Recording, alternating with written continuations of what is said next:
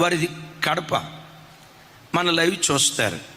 YS Rajasekhara Reddy గారికి సమీప బంధువులు. కోవిడ్ దినాల్లో వారి కుమార్తె కానుక ఇవ్వటానికి ఆ తల్లి వచ్చింది.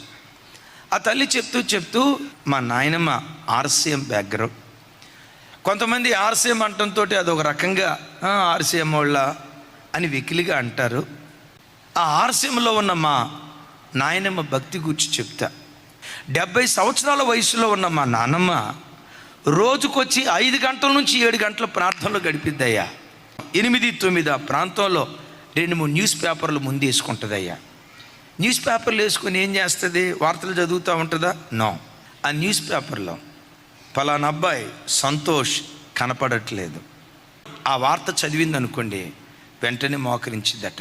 చేయబెట్టి ఆ న్యూస్ పేపర్ మీద, దేవా బిడ్డ సంతోష్ ఇల్లు వదిలిపెట్టి వెళ్ళిపోయాడంటయ్యా, చిన్న బిడ్డ, వాడు ఎక్కడున్నాడో తల్లిదండ్రుల మీద ప్రేమ పుట్టించయ్యా, వాడు ఎక్కడున్నా తిరిగి ఇంటికి రావాలయ్యా, అయ్యా వాడిని కాపాడని ఆ ఫోటో మీద చేయబెట్టి 10 నిమిషాలు ప్రార్థన చేసిందట.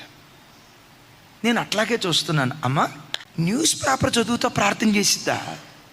అవునయ్యా. చేస్తానండి. విజయవాడ నుంచి డిఎస్పీ ర్యాంకులో ఉన్న 2 డిఎస్పీలు హైదరాబాద్ వస్తూ ఉంటే ఏం జరిగిందో ఏమో తెలియదు, భయంకరమైన యాక్సిడెంట్. ఆంధ్రాలో డిఎస్పీలుగా పనిచేస్తున్న 2 పోలీస్ ఆఫీసర్లు ఉన్న పాటున స్పాట్ డెడ్. సహజంగా వేరే వాళ్ళు అయితే అయ్యో పాపం అలా జరిగిందా ఆ మాటని ఆపేస్తారు. ఆ తల్లి అలా ఆపదు.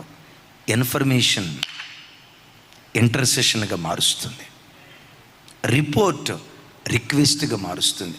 నీ చెవులకు వినబడిన దాన్ని విజ్ఞాపనగా మార్చే వ్యక్తిత్వం నీలో ఉంటే నీ ద్వారా వేల కొలది కుటుంబాలను దేవుడు ఆదరించడం ప్రారంభిస్తాడు. ఎంత గొప్ప ఎంత గొప్ప ఎంత గొప్ప ఆధ్యాత్మిక స్థితో కదా. ఒకవేళ పేపర్లో పలానా చోట పలానా ఆవిడ పలానా ఆయన విపరీతంగా తాగి భార్యను చెతగొట్టాడు, ఆ ఆర్టికల్ పేపర్లో వస్తే దాని మీద చేపెట్టిద్దట. అయ్యా, ఈ రోజుల్లో ప్రజలు బ్రాందీ షాపుల దగ్గరికి వెళ్ళి చూస్తే క్యూలు కట్టి ఉంటున్నారయ్యా. ఏడుస్తుందట. బ్రాందీ షాపులన్నీ మూతేయబడాలయ్యా, సినిమా హాళ్ళన్నీ దేవాలయాలుగా మార్చబడాలయ్యా, బార్ అండ్ రెస్టారెంట్లన్నీ ఆరాధనా స్థలాలుగా మార్చబడాలయ్యా, ఈ కార్యం చేయయ్యా అని ఆ ఆర్టికల్ మీద చేయబెట్టి ఏడుస్తూ ప్రార్థన చేస్తుందట. చెప్పంటారా? ఆ తల్లి ఆ మాట చెప్తూ ఉంటే నాకు సిగ్గు అనిపించింది. 7 నిమిషాలు కూడా మోకరించలేని ఆత్మీయ భ్రష్టులు ఒకవేళ ఇక్కడ ఉన్నారేమో.